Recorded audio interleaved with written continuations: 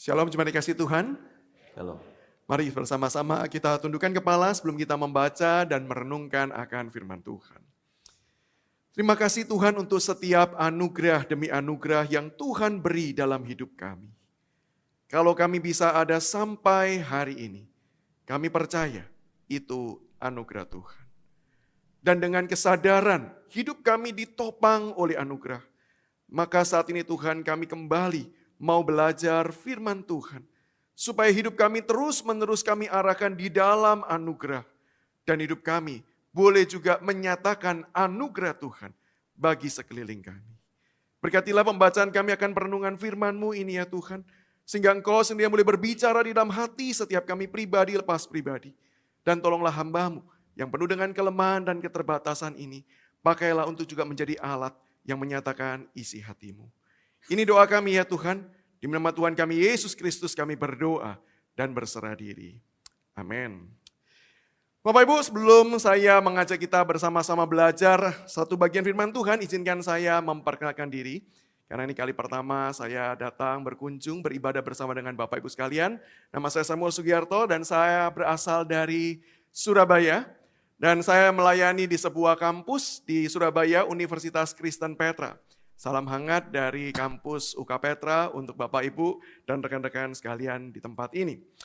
Baik Bapak Ibu, hari ini kita akan bersama-sama bergumul tentang satu tema yaitu Change and God's Providence. Tentang perubahan dan bagaimana pemeliharaan Allah di tengah segala situasi kehidupan setiap kita.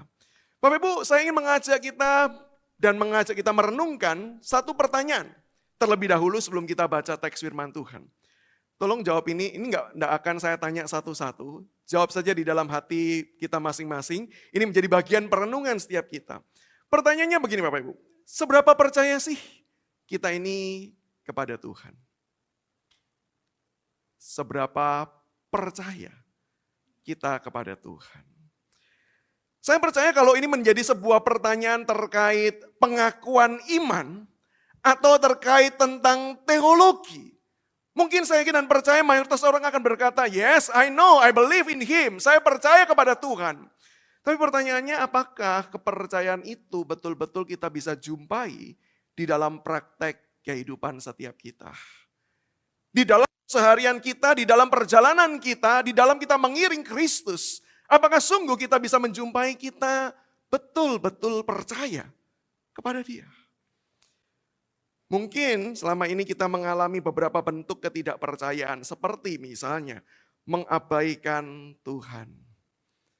Bapak Ibu, mengabaikan Tuhan itu salah satu bentuk sebenarnya kita nggak percaya pada Tuhan. Mungkin sebagian orang berkata, kapan sih kita ini mengabaikan Tuhan? Enggak lah, saya nggak mengabaikan Tuhan.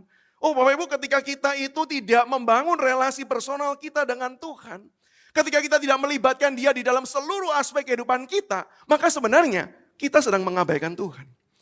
Tapi saya tetap ke gereja kok, tapi saya tetap beribadah kok. Bukan masalah kita kemana. Tapi pertanyaannya adalah, apakah ke gereja ini, apakah melakukan kegiatan ritual beribadah, itu merupakan bagian dari keseluruhan hidup kita yang menyatakan iman kita. Atau sekali lagi seperti yang dikata Pastor Jeffrey, itu cuma tempelan. Kita cuma nempel di hari Minggu. Sebenarnya ini cuma topeng kita saja. Atau bentuk yang lain dari ketidakpercayaan adalah ketika kita ini memaksa Tuhan. Kapan sih Pak kita ini memaksa Tuhan? Banyak kali loh. Doa-doa kita kalau kita jujur koreksi. Berapa banyak sih kita betul-betul doa dan berkata Tuhan, jadilah kehendak-Mu di hidupku, di bumi ini, seperti di surga. Berapa kali dibandingkan dengan ketika kita itu memaksa Tuhan. Sama seperti sebuah kisah yang mungkin Bapak Ibu pernah baca. Kalau di sini ada rekan-rekan yang muda, yang belum punya pasangan, yang single ya. Nah mungkin ini doa bukan untuk orang single sih, ini doa orang jomblo. Beda antara single dan jomblo Bapak Ibu ya. Kalau single itu dia punya nilai jual. Cuma dia masih memutuskan, saya mau sendiri. Itu single Bapak Ibu. Kalau jomblo sudah banting harga tetap gak ada yang mau ya. Itu jomblo. Dan doanya seperti ini Bapak Ibu ya. Tuhan, jodohkanlah aku dengan si dia. Gak salah sih ngomong gitu kan. Kalau dia bukan jodohku, jodohkanlah. Kalau dia memilih jodoh yang lain, halangilah. Kalau dia akhirnya memang berjodoh dengan yang lain, putuskanlah dan jodohkanlah aku dengan dia. Mungkin ini terkesan sebuah joke, tapi kalau saya bahkan mengamati dan mengevaluasi doa-doa saya, berapa banyak sebenarnya nuansa pemaksaan seperti ini ada. Tuhan, aku mau ini dong. Tuhan, aku mau begini dong. Atau yang berikutnya adalah kita bisa jadi bentuk kita itu tidak percaya pada Tuhan adalah kita marah dan protes. Khususnya ketika kita menjalani kehidupan kita tidak seperti yang kita pikirkan dan tidak seperti yang kita bayangkan. Pada waktu itulah mungkin kita akan marah, kita akan protes, kita akan bertanya kepada Tuhan. Tuhan, kenapa semuanya ini? Karena apa? Sebenarnya kita nggak percaya kepada Tuhan. Nah, inilah yang juga dialami oleh bangsa Israel. Yang saya ajak kita hari ini belajar bersama-sama dari kegagalan mereka sebagai satu bentuk evaluasi.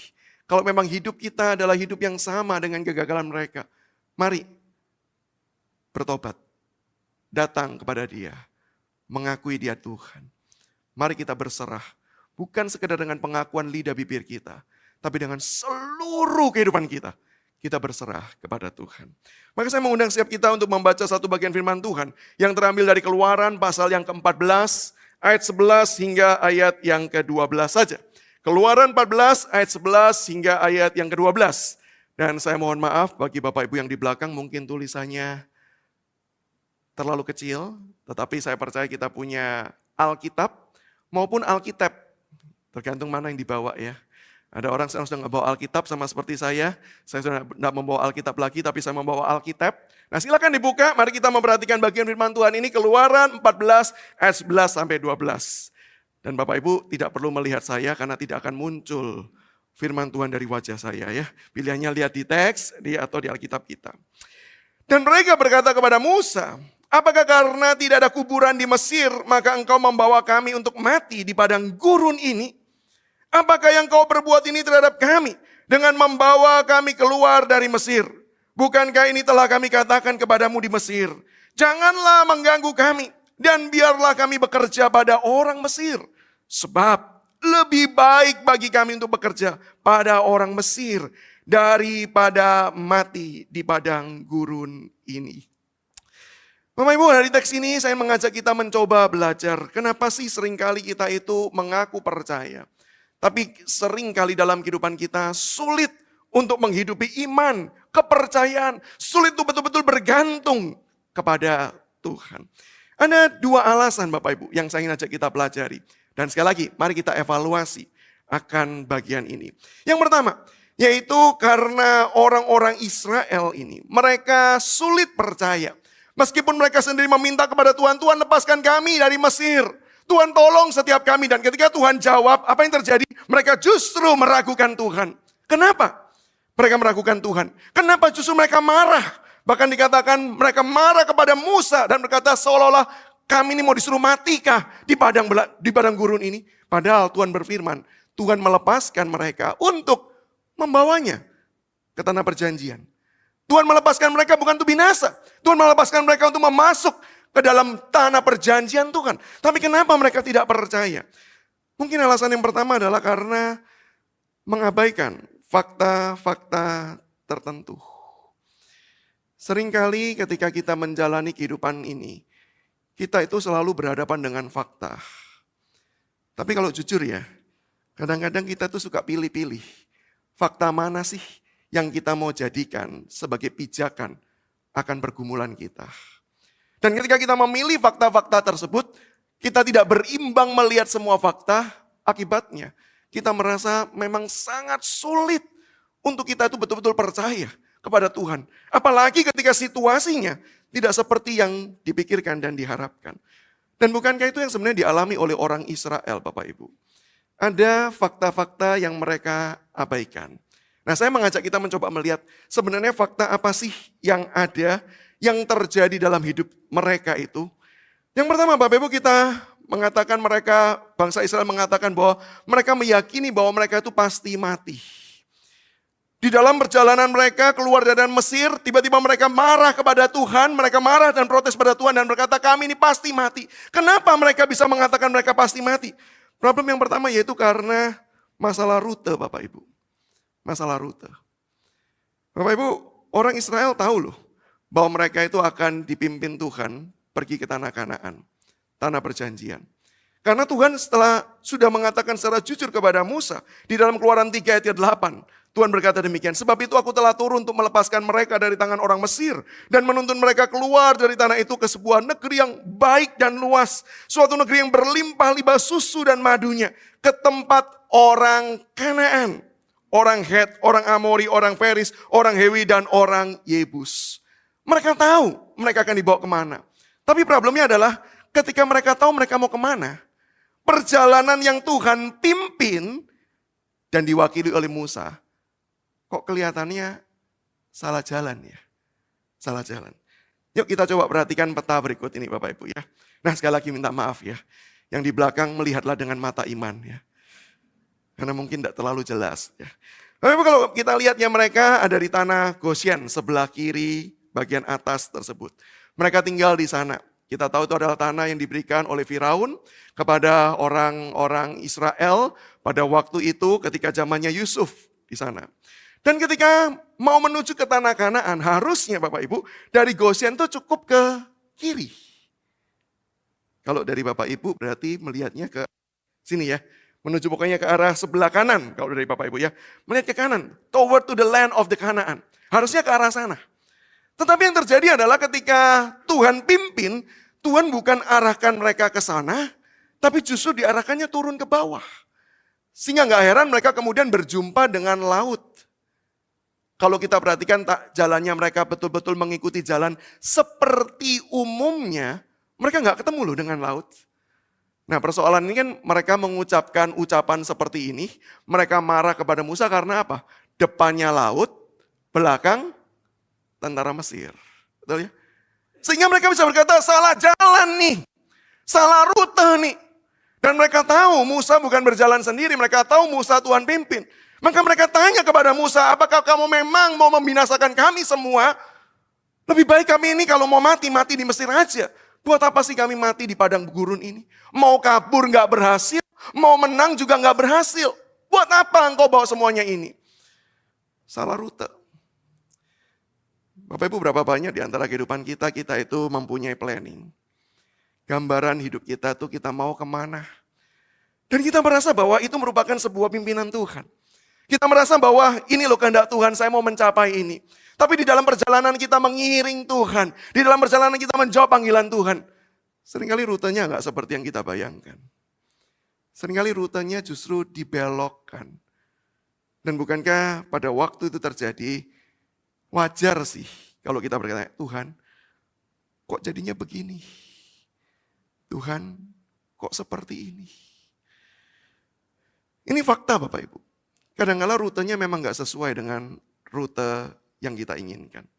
Wajar loh, wajar untuk kita bertanya-tanya. Tapi harusnya tidak membuat kita langsung memutuskan bahwa Tuhan salah jalan, Tuhan salah memimpin, sehingga kita gak bisa percaya kepada Dia. Tapi problem berikutnya Bapak Ibu bukan cuma sekedar salah rute, tapi sekali lagi adalah kedatangan tentara-tentara musuh yang di belakang. Alkitab memberitahu kita dengan jelas Firaun yang kemudian menyesali keputusannya karena melepaskan secara emosional bangsa Israel itu. Akhirnya berbalik, mengejar mereka. Dan kalau kita baca dengan detail peristiwa tersebut, saya percaya ini cerita yang cukup familiar. Kalau kita jumpai, mereka Firaun ini bukan menjemput Bapak Ibu dengan ngirim yang warna hijau-hijau itu. Gitu ya. Terus kemudian nanti sopirnya berhenti dan bertanya, ini ya bangsa Israel ya? Nanti sesuai PIN ya diantarkannya ya.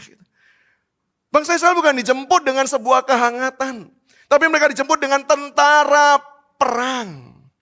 Sehingga mereka tahu, sebenarnya ketika Firaun itu menyesal, Firaun itu juga jengkel, Firaun itu juga geram. Sehingga ada kemungkinan bangsa Israel akan dibunuh di tempat. Mungkin sebagian yang menyerah akan dibawa pulang kembali ke Mesir dan akan mengalami penganiayaan yang lebih besar. Sehingga dengan kesadaran ini Bapak Ibu mereka melihat ada fakta-faktanya satu, Tuhan pimpinnya kok salah rute sih. Yang satu lagi mereka melihat ada fakta musuh di belakang mereka dan musuh siap menyerang mereka, siap menyergap mereka. Kalau ditanya, kalau faktanya cuman ini, wajar gak sih kita itu bertanya sama Tuhan? Gak keliru ya Tuhan? Wajar. Kalau faktanya cuma dua ini, sekali lagi saya mau katakan, Wajar sekali kita itu berkata, Tuhan, daripada kamu yang pimpin salah jalan, daripada kamu yang pimpin musuh bisa kembali menyerang, mending aku tentukan sendiri deh jalan hidupku. Tapi problemnya Bapak Ibu, bukan cuman ini fakta. Ada fakta lain yang sebenarnya diabaikan oleh orang Israel. Apa itu? Yaitu fakta bahwa ada Tuhan. Bahkan Tuhan yang sudah menunjukkan kuasanya melampaui segala kehidupan. Bapak Ibu, inilah alasan kenapa Tuhan itu mengeluarkan Israel dengan cara yang ajaib melalui banyak tulah. Satu, melalui tulah-tulah tersebut Tuhan ingin berbicara kepada bangsa Mesir. Apa yang engkau pikir ilah, apa yang engkau pikir sanggup engkau sandarkan hidupmu ke sana, semua itu adalah salah. Karena di balik semua kuasa itu, Tuhan tetap jauh lebih berkuasa. Maka kalau kita lihat di bagian paling awal, ketika kemudian Musa melemparkan tongkatnya jadi ular, orang Mesir ketawa berpikir, kalau gitu doang mah gue juga bisa. Mereka lemparkan. Tapi apa yang terjadi? Bukan kemudian kita memperhatikan, ularnya kemudian saling tarung, dan kemudian ular Musa sempat kemudian kalah, kemudian berbalik melawan. Bukan. Tapi firman Tuhan katakan dengan jelas, ular dari tongkat Musa itu memakan ular dari tongkat orang-orang Mesir. Hal tersebut menunjukkan apa? Memang mungkin kelihatan kamu berkuasa, memang kelihatannya kamu punya sesuatu, tapi apa? Tuhan di atas semua itu. Dan demikian dengan tulah-tulah yang lain. Tetapi sebenarnya melalui tulah tersebut Tuhan bukan cuma mau berbicara kepada orang Mesir. Tapi Tuhan juga mau mendemonstrasikan siapakah Allah yang mengeluarkan mereka dari tanah Mesir. Yaitu Allah penguasa. Allah yang melampaui segala sesuatu. Bapak Ibu, zaman orang tersebut, zaman orang hidup pada waktu itu, mereka percaya bahwa daerah teritori itu mempunyai penguasanya masing-masing. Sehingga gak heran ketika bangsa satu berperang dengan bangsa yang lain. Kalau bangsa yang lain itu menginvasi, masuk menyerang. Dan bangsa itu ditaklukkan, bangsa di daerah tersebut ditaklukkan. Itu artinya apa? Dewa, ilah dari bangsa yang menyerang itu lebih hebat. Kenapa? Tanah yang dikuasai oleh dewa tertentu pun takluk kepada dewa pendatang. Sehingga itu yang mau ditunjukkan Tuhan. Tuhan berkuasa bukan cuma atas Israel, bangsa Israel. Tapi Tuhan juga berkuasa atas Mesir. Bahkan melalui tulah yang terakhir. Anak sulung. Dan Bapak Ibu tahu, Firaun itu bukan seperti presiden. Dia adalah seperti putra dewa. Sehingga ketika nanti Firaun itu wafat, siapa yang menggantikan? Putranya. Putra sulungnya. Putra laki-lakinya. Dianggap sebagai keturunan yang ilahi tersebut. Tapi apa yang terjadi? Melalui cara kerja Tuhan. Apa yang dianggap tidak tersentuh. Justru mengalami maut. Bapak Ibu pikirkan ini baik-baik. Apa yang selama ini dipikir tidak tersentuh. Mengalami maut. Bagaimana dengan yang di Israel? Hanya dengan sapuan darah anak domba. Tidak ada satupun anak sulung yang meninggal. Apa yang mau Tuhan katakan? Aku yang punya kehidupan. Kalau aku sudah panggil, tidak ada satupun yang bisa menghentikan. Tapi siapa yang masih kuberi hidup, dia akan tetap hidup. Ini fakta loh. Dan ini dilihat oleh orang Israel. Dan bukan cuma 1, 2 tulah loh. 10 tulah. Dan kalau kita mau eksposisi bagian ini semakin lama, semakin memuncak. Sehingga Bapak Ibu, mari sekarang coba. Dengan rasional, coba kita pikirkan sih. Memang di satu sisi kita melihat, kok rutenya begini ya. Di satu sisi kita melihat, kok ada tentara musuh ya. Yang bakal mencabut nyawaku. Memang betul. Ada kekhawatiran, ada kegetiran hati. Iya memang betul. Tapi jangan lupa, di sisi yang sama, Tuhan yang memimpin mereka. Tuhan yang melepaskan mereka. Tuhan itu berkata, aku di atas semuanya. Maka Bapak Ibu, bukankah harusnya dengan hal ini, kalau kita timbang baik-baik, gak perlu khawatir, gak perlu takut. Satu kali ada seorang jemaat Tuhan pernah cerita kepada saya. Dia punya bisnis besar, seorang pengusaha hebat Bapak Ibu. Dan satu kali karena bisnisnya ini bisnis kelas besar ya. Dia bukan cuma kenal dengan rekan-rekan pengusaha, dia kenal dengan pejabat-pejabat Bapak Ibu. Nah satu kali dia habis ngobrol dengan salah satu pejabat cukup tinggi jabatannya Bapak Ibu. Lalu mereka naik mobil bersama. Nah nggak tahu karena cerita seperti apa Bapak Ibu. Mobil itu dihentikan oleh polisi. Sekali lagi, saya tidak tahu cerita detailnya, bisa jadi apakah karena ada pelanggaran atau tidak, saya tidak tahu. Intinya mobil itu dihentikan. Dan biasanya Bapak Ibu, sopir yang mengendarai itu, ini sopir yang dia cerita ini seringkali apa ya namanya itu, orangnya reaktif gitu. Apa-apa dihentikan polisi Pak, dia takut sekali. Tapi khusus momen itu dia nggak takut Bapak Ibu. Dia nggak takut. Kenapa alasannya nggak takut? Dia cuma tinggal buka kaca aja gini. Dan ini sopir Bapak Ibu ya, ini bukan yang punya mobil ya. Sopir, biasanya Pak Polisi, iya Pak gitu ya. Dia buka kaca dengan wajah itu, ya Pak. Sopir ya, bisa seperti itu. Kenapa? Tinggal tunjukin ya, belakangnya siapa yang diangkut. Dan betul Bapak Ibu, ketika sopirnya itu buka kaca, terus kemudian polisi itu mendekat, Bapak tahu pelanggarannya? Terus dia bilang, oh maaf Pak, lihat dulu yang di belakang. Terus polisi itu lihat, langsung diberi hormat. Siap Pak, silakan teruskan. Sobat itu berkata, jarang-jarang gue seperti ini ya. Kenapa? Ada yang lebih hebat. Bukankah harusnya kita, sekali lagi saya tidak mengatakan ini yang harus ditiru ya. Bukan loh ya, saya tidak mengatakan, oh bawalah kenalan-kenalan Anda gitu ya. Supaya nanti kalau ditilang polisi ya tinggal buka kaca aja, silakan lihat dulu yang di belakang. Bukan, tapi maksud saya adalah kalau kita tahu ada yang berkuasa, bahkan melampaui segala sesuatu bersama dengan kita. Apa sih yang harusnya membuat kita ragu? Apa yang membuat kita harusnya takut? Bukankah harusnya kita justru percaya dan beriman?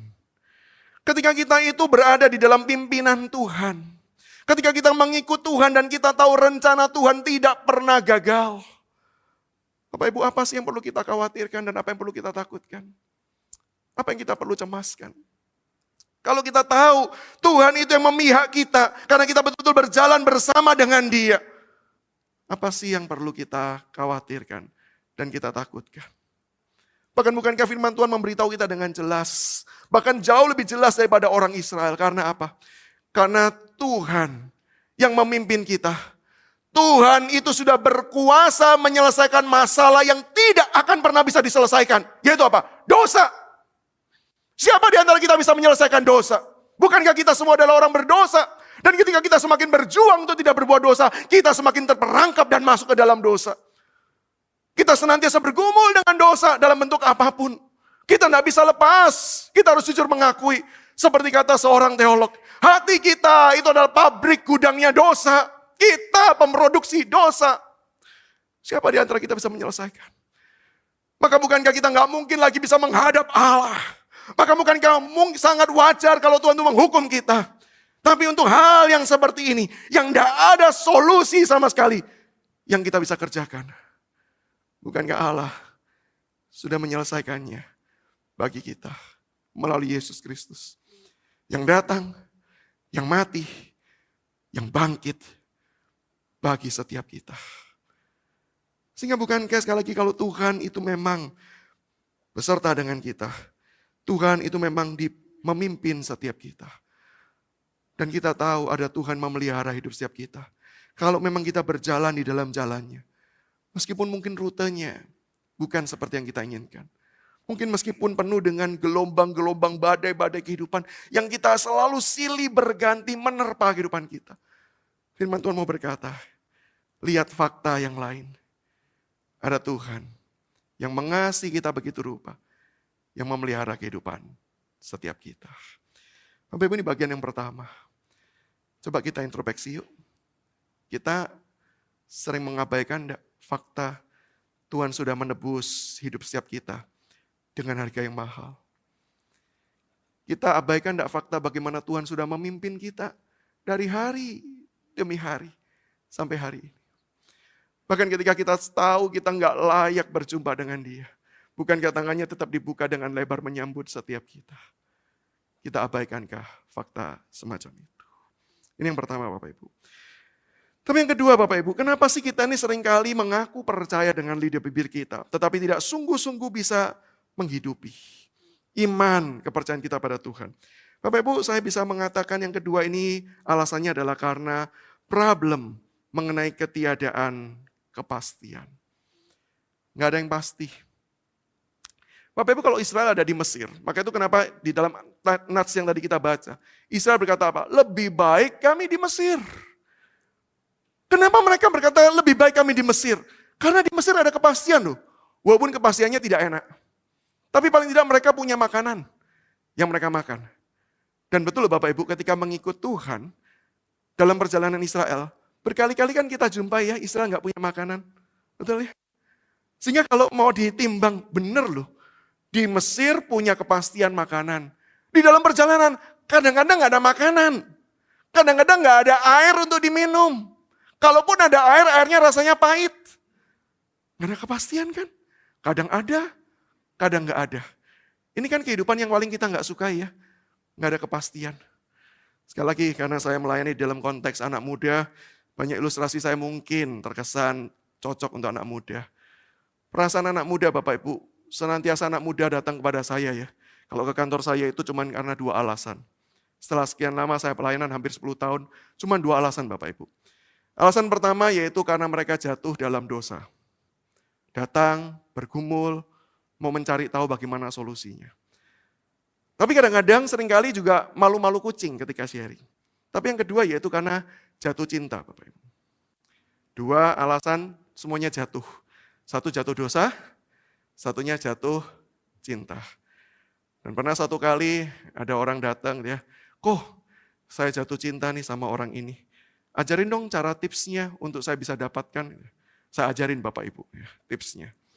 Nggak berapa lama itu si cowok, nggak berapa lama si cewek yang datang. Kok saya didekati sama cowok?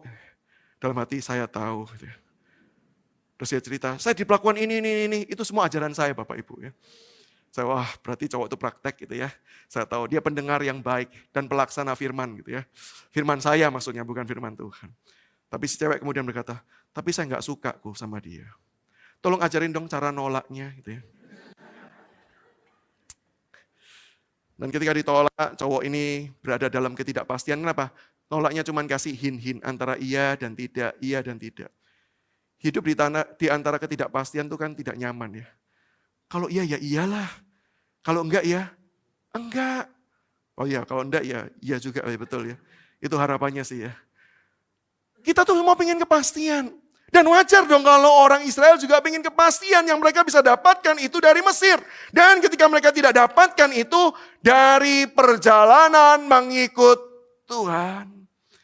Dan bukankah hari ini kalau Bapak Ibu tanya kepada saya selaku hamba Tuhan. Mengikut Tuhan ada kepastian enggak? Kepastian apa yang pasti saya tanya? Biasanya orang mengejar satu hal. Pasti nyaman enggak? Pasti nyaman enggak? Kalau Bapak Ibu tanya itu sama saya kasih jawaban ya. Jawaban ini dari sharing kehidupan saya. Saya pernah pelayanan di satu gereja, dan karena panggilan Tuhan, saya bergumul bersama dengan keluarga, saya putuskan saya tidak lagi pelayanan di satu institusi gereja tertentu, tapi saya melayani di luar gereja. Dan pada waktu itu saya belum tahu kalau saya akan melayani di kampus di UK Petra. Satu cuma panggilan Tuhan jelas bahwa saya bukan melayani di gereja, tapi saya melayani di luar gereja. Dan apa dampaknya Bapak Ibu? Satu dampaknya. Ketika saya yakin itu panggilan Tuhan, saya sudah bergumul dengan keluarga-keluarga dukung. Saya betul-betul melangkah keluar Bapak Ibu. Nyaman enggak? Oh enggak nyaman sama sekali. Pernah ada dalam masa-masanya Bapak Ibu. Saya masih ingat Bapak Ibu, token listrik gitu ya. Itu bunyi titit gitu. Artinya apa? Sebentar lagi mati. Kami cari uang Bapak Ibu, di dompet, di selipan buku, dimanapun enggak ada. Kenapa enggak cari di bank? Ada sih di bank, tapi uangnya orang, bukan uang saya. Nggak ada Bapak Ibu, kami cuma bisa berdoa, bergumul, Tuhan tolong, Tuhan tolong. Hari ini mungkin masih bisa bertahan, tapi besok pasti nggak bertahan. Pasti nggak bertahan, Tuhan tolong. Lewat satu malam lihat angka itu ya semakin rasa dak-dik, sebentar lagi nih mati, sebentar lagi mati. Kami sudah pasrah, kami tahu mau bagaimana. Gak berapa lama kemudian ada seorang rekan telepon. Samuel, tadi pagi saya saat teduh, terus tiba-tiba Tuhan ingatkan saya tentang kamu. Saya sudah transfer uang buat kamu. Dicek. Ketika dicek, saya cek betul sudah masuk Bapak Ibu. Langsung cepat-cepat kami beli token. Terus kami kasih perpanjang hidup. Tuhan pelihara? Iya Bapak Ibu. Tuhan pelihara. Sekeluarga doa, terima kasih Tuhan, terima kasih. Kamar saya doa pribadi, saya berkata Tuhan terima kasih. Tapi saya tambahin Bapak Ibu kalimat belakangnya. Tuhan terima kasih Tuhan pemeliharaanmu. Tapi Tuhan tolong, lain kali jangan mepet-mepet Tuhan. Dak dikduk. Jantung rasanya mau copot. Kalau saya tinggal sendiri nggak apa-apa, ini ada orang tua saya, ada istri saya, ada anak-anak saya. Tuhan tolong Tuhan, lain kali jangan main-main ya Tuhan ya. Jangan mepet-mepet. Bapak Ibu, kepastiannya, nyamannya, saya percaya jawabannya adalah nggak pasti nyaman. Maka ketika orang Israel, Bapak Ibu mencari kenyamanan, mencari kepastian kenyamanan, jawabannya tidak. Dan Bapak Ibu kalau ditanya kenapa sih Tuhan sengaja memimpin orang Israel itu salah rute. Seolah-olah terkesan itu salah Bapak Ibu. Karena Tuhan ingin menunjukkan bahwa sebenarnya yang pasti cuma satu. Yaitu Dia, yaitu Allah yang berkuasa. Dialah Allah yang berkuasa yang memimpin orang Israel. Maka sebenarnya Tuhan ingin berkata pada orang Israel, kalau kamu mencari kepastian, bahkan kepada Mesir, Mesir pun juga tidak pasti. Buktinya apa? Dulu baik sama Yusuf, ingat gak? Baik sama nenek moyangmu. Sekarang apa yang terjadi kepada engkau? Dijadikan budak. Pasti gak sih kamu bergantung pada Mesir? Kamu berpikir ketika kamu pulang, kamu akan disiapkan tempat lagi, walaupun kamu dianiaya, kamu punya makan, pasti gak sih semua itu? Gak pasti loh. Gak pasti. Kalau kamu mau mencari kepastian, sebenarnya kepastian cuma ada pada satu pribadi, yaitu Allah yang tidak pernah berubah dulu, sekarang, sampai selama-lamanya. Allah yang seolah-olah mau berkata pada orang Israel, kamu tahu enggak kenapa ada kamu? Kamu tahu enggak kenapa ada bangsa Israel? Kenapa kamu jadi jumlahnya banyak? Karena Tuhan. Kamu tahu enggak kenapa doamu dijawab? Bukan karena kamu orang baik, bukan karena hidupmu itu lancar dan hidupmu dalam memperkenankan hati Tuhan, bukan karena itu. Kenapa Tuhan bebaskan kamu? Alasannya, karena Tuhan ingat perjanjiannya dengan Abraham. Tuhan yang berjanji, Tuhan yang menepati. Tuhan yang berjanji, Tuhan yang pegang janjinya. Tuhan yang bisa pegang dan pelihara kehidupan ini. Maka Allah seolah-olah mau berkata kepada Israel dan dia melatih orang Israel. Jangan pernah mencari kepastian, apalagi kenyamanan di luar Tuhan. Karena gak ada yang pasti. Maka dia pimpin Israel melalui pergumulan demi pergumulan, melalui tantangan demi tantangan. Untuk menunjukkan apa? Satu hal, satu yang pasti. Tuhan ketika beserta dengan kita. Tuhan yang memimpin Israel. Tuhan itu bisa diandalkan. Tuhan itu bisa dipercayai. Janjinya ya dan amin. Itu bagi Israel. Lalu bagaimana dengan kita?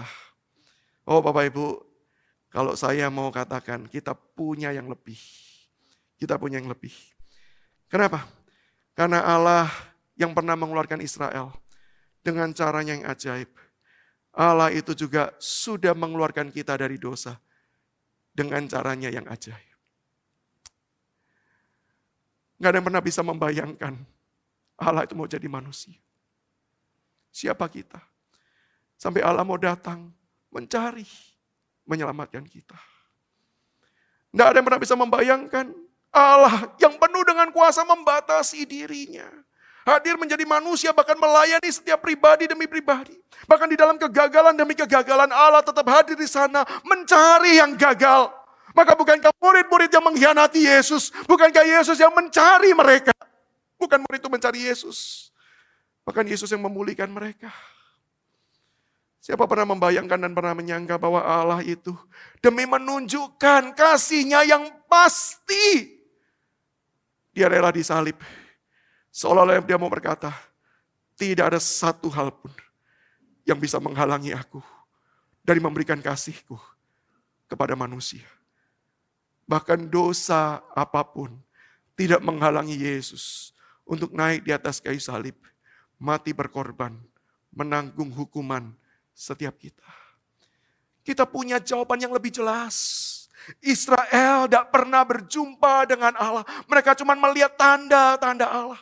Bahkan Musa ketika berkata, aku mau melihat engkau. Tuhan menutup supaya dia tidak bisa lihat. Supaya dia tidak binasa. Hari ini kita punya yang lebih bukan? Karena kita melihat kayu salib. Allah supaya betul-betul bisa dilihat oleh manusia, dia jadi manusia. Allah supaya membuktikan seberapa besar sih cintaku kepadamu. Dia naik ke atas kayu salib. Dan dia berkata, aku sungguh mengasihi engkau. Bahkan penjahat di sebelahnya yang tidak pernah berbuat baik apapun ketika di atas kayu salib menghujat Yesus juga. Di satu titik penjahat itu berkata, Yesus, ingat aku. Kalau nanti engkau datang sebagai raja. Yesus bukan kemudian berkata, sorry ya, time is up. Yesus bukan berkata, ntar ya, lihat moodku deh. Kan kamu mintanya nanti toh, ketika aku datang, ntar ya, lihat ya. Tapi Yesus berkata apa?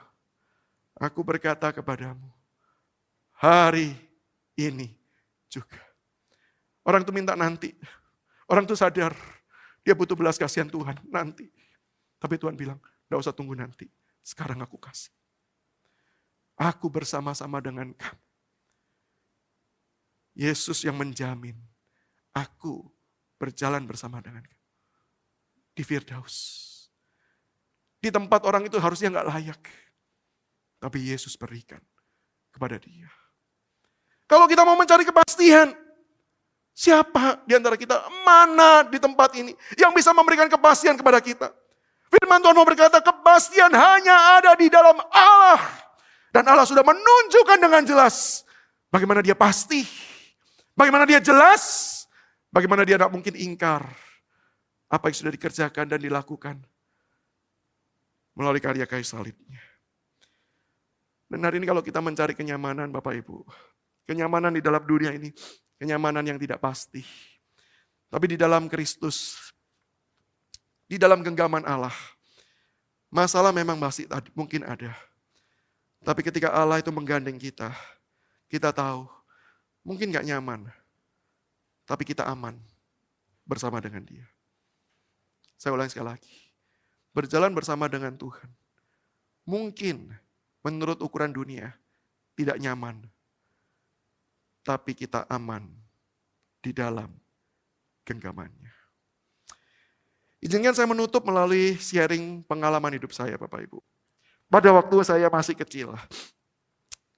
Pada waktu masih kecil Bapak Ibu, saya di Surabaya, nggak setiap hari Minggu, berkali-kali di dalam hari Minggu, itu adalah waktu orang tua saya juga berbelanja kebutuhan hari-hari Bapak Ibu. Kebutuhan bulanan lebih tepatnya. Di satu tempat, ini sekaligus promosi kota Surabaya ya. Walaupun sekarang kelihatannya juga sudah bukan menjadi tempat yang ini ya, kredibel untuk dikunjungi ya. Namanya Pasar Atom Bapak Ibu. Yang dari Surabaya pasti tahu ya. Hidup Surabaya. Ya. Di Pasar Atom Bapak Ibu. Nah orang tua saya ketika belanja di sana, saya selalu ditanya, Samuel mau ikut enggak? Bapak Ibu karena di waktu itu enggak punya hiburan. Kita tahu bersama di zaman itu belum ada internet, belum ada gadget. Maka pergi itu merupakan salah satu waktu cuci mata Bapak Ibu. Saya selalu berkata, oke, saya mau ikut. Tapi orang tua saya selalu berkata gini, oke, kamu boleh ikut, tapi syaratnya 2. 1, nggak boleh beli apa-apa. Mau nggak? Saya bilang, oke nggak apa-apa. Tujuan saya cuma cuci mata aja sih. 2, harus selalu digandeng. Mau nggak? Oh ya sudahlah, demi bisa cuci mata digandeng. Maka begitu sampai Bapak Ibu naik becak, turun gitu ya. Langsung orang tua saya bilang ini, gandeng. Terus dia berkata, kalau enggak gandeng, nanti hilang. Kapok. Itu bahkan masih terngiang dalam otak saya sekarang. Bapak Ibu. Betul-betul cara mengucapkan seperti itu. Kapok. Dan itu berkali-kali diulangi. Ayo gandeng, kalau enggak gandeng, nanti hilang. Kapok. Maka kemudian saya terus digandeng. Bapak Ibu. Tapi masalahnya satu Bapak Ibu. Orang tua saya ngajak pergi ini si mama, bukan papa, Bapak. Belanja bulanan. Dan namanya belanja bulanan, itu pergi ke tempat-tempat yang saya sebagai seorang anak laki-laki gak suka. Lihat panci, gitu ya. Lihat kebutuhan dapur, kadang-kadang lihat daster gitu ya. Yang saya lihat, apa sih enaknya semua itu. Tapi karena digandeng Bapak Ibu harus pergi. Nah, karena digandeng jalan, kadang-kadang lewatin toko mainan Bapak Ibu. Anak kecil, lihat mainan kan rasanya, wah gimana kan ya. Saya melambatkan ritme jalan saya. Tujuannya apa? Berikan saya waktu sejenak saja untuk menikmati keindahan dunia ini. Gitu kan. Tapi begitu saya melambatkan, lihat pelan-pelan sambil tangan ditarik-tarik gitu Bapak Ibu ya. Orang tua saya sadar, kok jalannya makin berat nih gandengannya. Dia lihat, ngapain kamu? Lihat sebentar mah, enggak usah lihat-lihat. Lu kenapa? Kan janjiannya nggak boleh beli, bukan nggak boleh lihat kan ya. Kenapa nggak boleh lihat? Nanti lihat, nanti pingin, minta, nggak boleh beli. Lu bukan cuma lihat, enggak usah, gandeng. Nanti kalau kamu nggak digandeng, hilang. Kapok. Ulangi lagi Bapak Ibu ya. Sampai satu kali saya ingat, orang tua saya belanja, itu di depannya toko mainan. Nah karena dia berbelanja, dia lepaskan gandengannya, tapi dia kasih instruksi lagi. Diam di sini, jangan kemana-mana. Nanti kalau hilang, kapok. Nah, terus dia belanja. Nah saya sambil nunggu, saya nggak lihat belanjaannya, karena itu bukan sesuatu yang menarik saya. Saya lihat di depannya toko mainan. Saya melihat, wah kok bagus ya. Tapi dari jauh ngeliat tuh nggak seru Bapak Ibu. Saya mulai mengambil langkah iman. Saya jalan satu langkah, lihat lebih dekat, sambil saya terapkan prinsip firman Tuhan. Berdoa dan berjaga-jaga. Jadi sambil lihat mainan, lihat mama, oh masih ada, aman. Jalan satu lagi, lihat mainan, lihat mama, masih ada. Ya. Sampai persis di toko mainannya, lihat mainan, masih ingat, lihat mama, masih ada. Sampai lihat mainan, lihat mama hilang, langsung hati ini hilang rasanya Bapak Ibu. Saya mulai lagi tidak menikmati mainan tersebut. Saya balik ke toko tersebut, saya cari, ma. Karena saya pikir cuma pindah posisi. Tapi nggak ada jawaban. Saya pindah sana, ma, nggak ada jawaban. Yang ada adalah ibu-ibu yang tadi ada di sana. Mulai mereka berkata sesuatu yang membuat saya takut. Mereka berkata gini, woi, ada anak hilang, anaknya sopo ini? Gitu ya. Dan itu langsung terngiang dalam benak saya. Kalau kamu nanti nggak digandeng, hilang, kapok. Dan beneran saya kapok. Saya langsung mulai nangis Bapak Ibu. Karena apa? Karena saya baru tahu saya hilang. Tadi saya berpikir saya itu tidak hilang. Cuman mama saya nggak tahu kemana gitu aja. Tapi gara-gara si ibu itu, jadi saya sadar bahwa saya hilang. Jadi pesan moralnya Bapak Ibu, tolong kalau ada anak seperti itu, jangan berteriak di depannya, kamu anak hilang. Ya. Itu membuat gelisah anak itu. Dan itu saya Bapak Ibu, saya mulai nangis. Ketika saya nangis, ibu-ibu itu semakin, oh kok nangis, sini, kok tai, sini ya. Ini kan taci-taci pasar Atom ini ya. Sini. Mau dibawa pergi ke pengumuman tuh. Saya nggak mau, kenapa? Saya takut diculik Bapak Ibu. Sok-sok pede aja bahwa ada yang mau nyulik gitu ya. Wah saya nangis, saya cuma dia mama, saya muterin di daerah itu, mama. Singkat cerita Bapak Ibu, tampaknya mama saya juga lupa. Setelah belanja nggak cocok harga, biasalah. Tawar-tawaran nggak cocok kan tinggal pergi toh ya. Apa? Harapannya dipotong harganya toh. Nah dia lupa bawa anak, jadi dia tinggal pergi Bapak Ibu. Saya waktu itu saya udah pikir celaka nih ya, saya mau tidur di mana, saya akan ada di kolong jembatan, saya nggak akan bisa makan. Oh semua pikiran buruk itu. Sambil kata kapok itu muncul terus. Sampai satu kali Bapak Ibu, ketika saya teriak, mama, sambil nangis gitu ya. Ada suara, Samuel. Dan saya yakin itu bukan suara Tuhan. Jadi saya tidak akan berkata, ya Tuhan berbicaralah. Hambamu siap mendengar. Gitu. Suaranya perempuan nyelengking Bapak Ibu. Saya tahu itu suara mama saya. Samuel, mama. Saya cari akar suaranya di mana gitu ya. Sampai saya lihat dari jauh, kelihatannya seperti mama saya. Ibu-ibu dengan kebingungan lihat anaknya hilang gitu ya. Rasanya dia juga kapok pada waktu itu ya. Anaknya mana? Samuel. Saya lihat mama saya. Saya mulai dia, mama.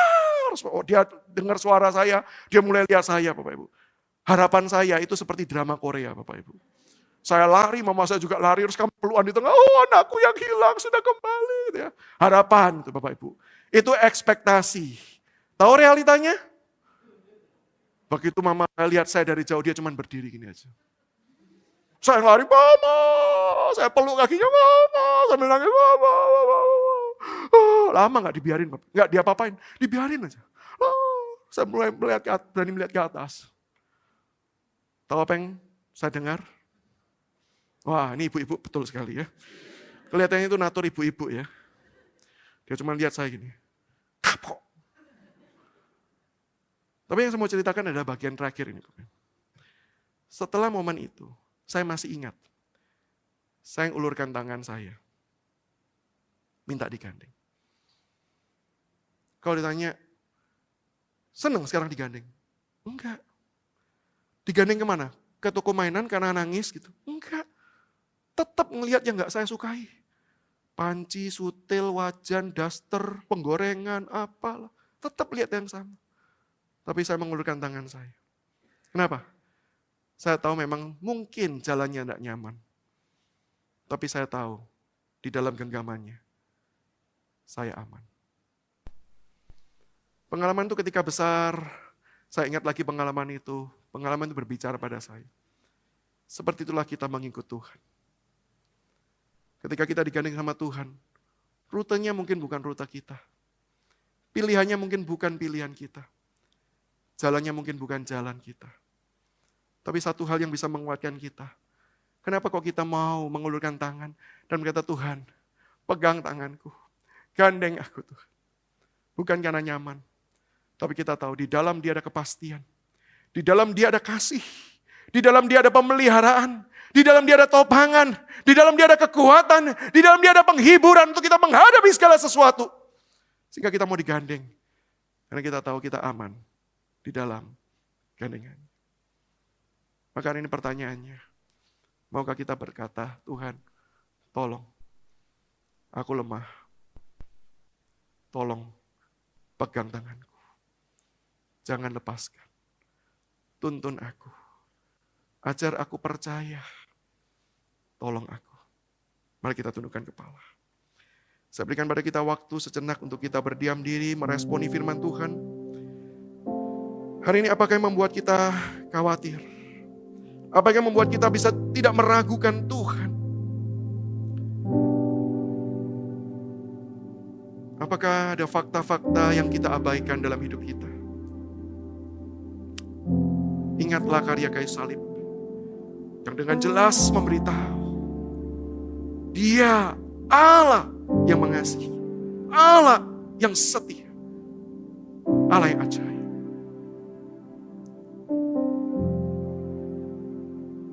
Mungkin ada juga di antara kita yang tidak percaya dalam perjalanan hidup ini. Karena kita merasa tidak pasti. Jalannya tidak seperti yang jalan kita inginkan. Tapi bukankah di dalam karya kayu salib kita mendapat satu kepastian. Rancangan Tuhan. Rancangan yang tidak pernah salah. Jalannya Tuhan. Jalan yang tak pernah salah. Pimpinan Tuhan. Pimpinan yang tidak keliru.